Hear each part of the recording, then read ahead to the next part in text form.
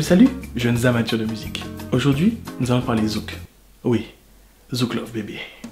Trop souvent, le zouk love moderne a été critiqué pour la pauvreté de ses propos. Il nous fallait donc montrer qu'il existe des morceaux avec des textes plus recherchés, un style musical qui serait plus juste d'appeler le zouk conscient.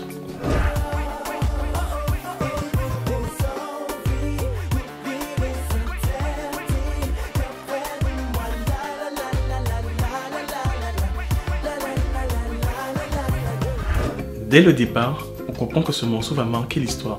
Laurens bébé coupe ses cheveux comme un nouveau départ. C'est une renaissance. Laurens est mort, vive Laurens.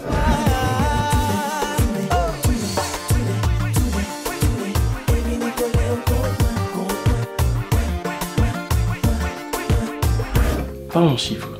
Nous avons trouvé 27 tournées en 3 minutes 50, soit 27 répétitions en 320 secondes. Alors toi, petit amateur de mathématiques, peux-tu me donner l'intervalle moyen entre chaque tournée, exprimé en secondes et au centième près?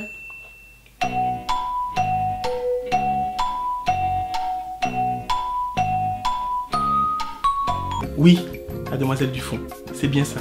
Un tourné toutes les 12 secondes. Édifiant, non? Arrêtons-nous sur cette image. La demoiselle tourne la sorbetière. C'est un produit de l'industrie locale. On se retourne vers nous-mêmes. C'est une introspection, un retour aux valeurs traditionnelles. Laurens est un indépendantiste.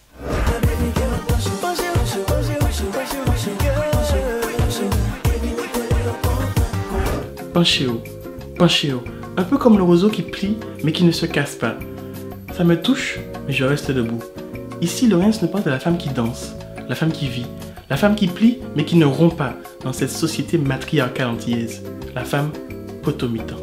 Tout ça me rappelle cette finale des Jeux Olympiques d'Atlanta en 1996, où Marie-Josée Pérec avait réussi le doublé 400, 200, là où personne ne l'attendait. C'était magique, juste magique. Oui, c'était en 1996, oui, j'avais 5 ans, oui, je m'en souviens. Et alors?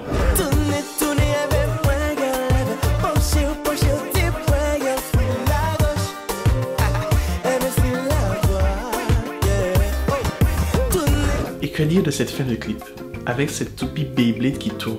Alors tout ceci n'était qu'une inception? Laurens est-il réellement un bon danseur? A-t-il réellement coupé ses cheveux? Leonardo DiCaprio est-il libre? Ou encore coincé dans un rêve?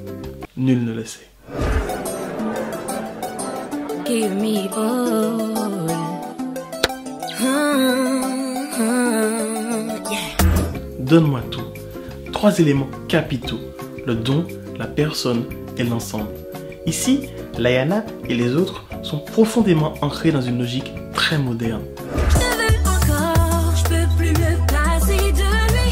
Pour qu'il m'aime, je ferai n'importe quoi. J'en peux plus, j'entends plus la nuit. Je ferme les yeux, je le vois. Dans le refrain d'Encore et encore, Layana nous explique ce qu'est une femme du XXIe siècle. Une femme qui est prête à faire ce qu'il faut pour obtenir ce qu'elle désire, encore et encore.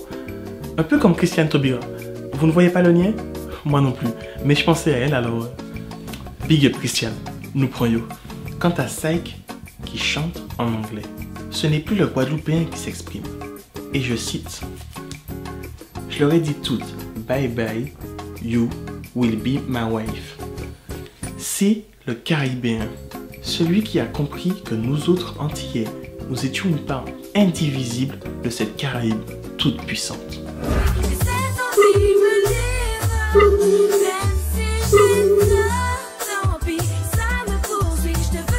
De même, Pompille, lui, chante en espagnol.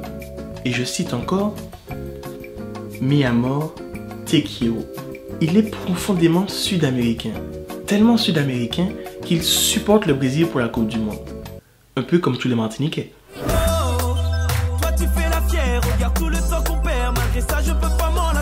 Et Tony Axel. Il apparaît un peu comme la cerise sur le pain doux, comme dirait Camille Alexandre. Il vient pour nous parler de fierté.